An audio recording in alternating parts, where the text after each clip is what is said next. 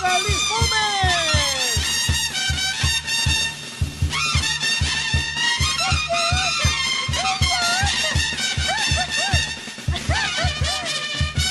Y quiero allá los mayores, Freddy Prieto y Arsenio Valentín.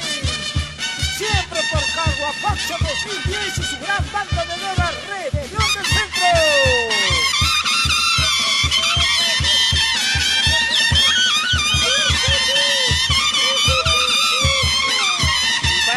En el barrio Miraflores de Guanajuato, chico.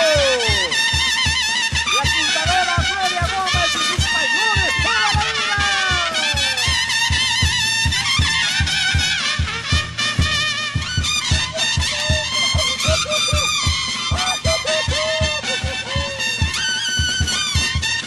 Recuerdo de las grandes músicas e inspiraciones de Raulito Lozano Barbín, el popular Puchihuila, que dejó escuela a todos los músicos de Chongos Bajo y el Valle de Mantaro.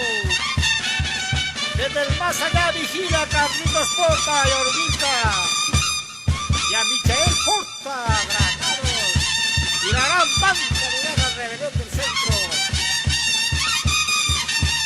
Goza Francisco Yaxa Fernández, Ener Yaxa Fernández, Johnny Yaxa Fernández y la familia toda la vida.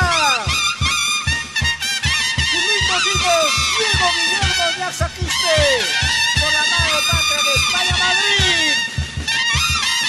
Como goza Jesús Villegas Yaxa, Ruy Mujeres Yaxa, los grandes morenos de la Asociación Cultural de Morenos del Barrio Norte. Qué lindo recuerdo para Jacinto Yaxa, al lado de nuestro Puchihuila. Goza María Yaxa Fernández.